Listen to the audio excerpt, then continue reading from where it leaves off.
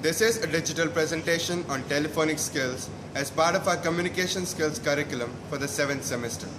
The group members from 7MA4 are Jayant Suri, Shashank Shekhar Singh, Rajat Balyan, Arnab Goswami, and Abhishek Narula. Introduction to telephonic skills.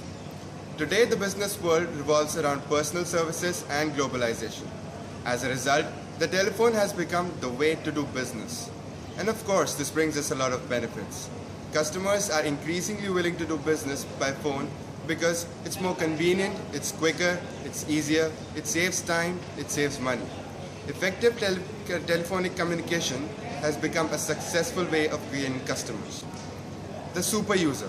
A super user is the one whose attitude is that the phone is a useful tool and that must keep its own.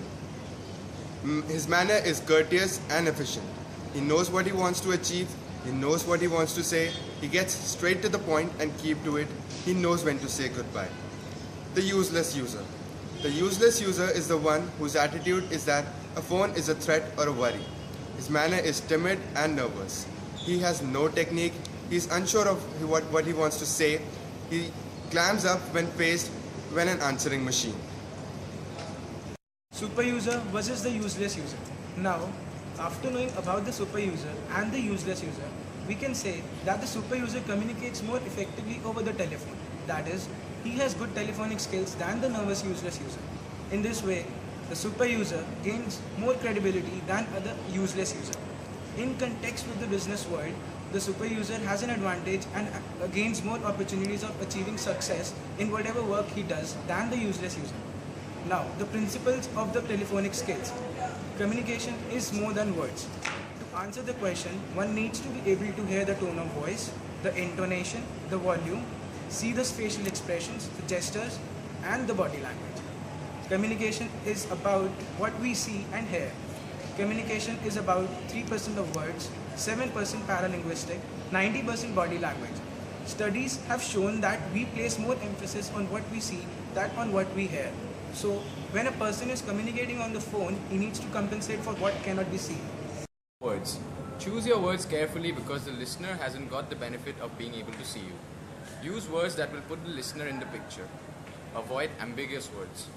During the conversation, check from time to time that the listener understands your meaning. Spell difficult or confusing words.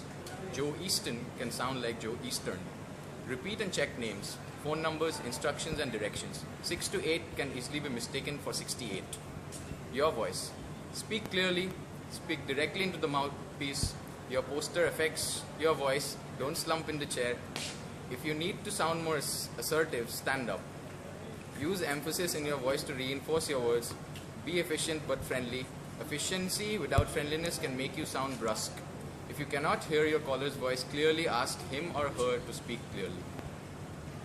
Okay? Language. Use body language even though it can't be seen. Without it, you will sound wooden, stilted, lifeless. Smile. Even though it will not be seen, it will be heard.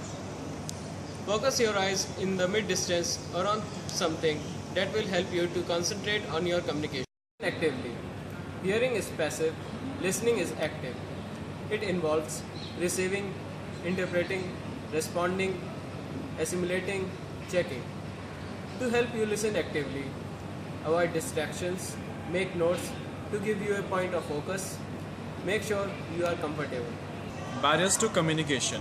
The biggest single barrier to effective communication on the phone is that with most equipment we can't see each other. However, there are other barriers, noise on the line, in the background or around you, distractions, you try to do something else or someone attracts your attention while you are on the phone, language, the use of jargon and acronyms. As a super user, you can reduce the barriers by keeping the noise around you to a minimum, turning your back on any activity or distraction, focusing solely on the phone call, speaking plainly and clearly, checking for understanding. Hence, we can summarize by saying that we can be an effective telephonic communicator only if we become a super user and not becoming a useless user. We can also say that we should use or choose our words carefully, have a clear voice and have good body language so that we are fluent.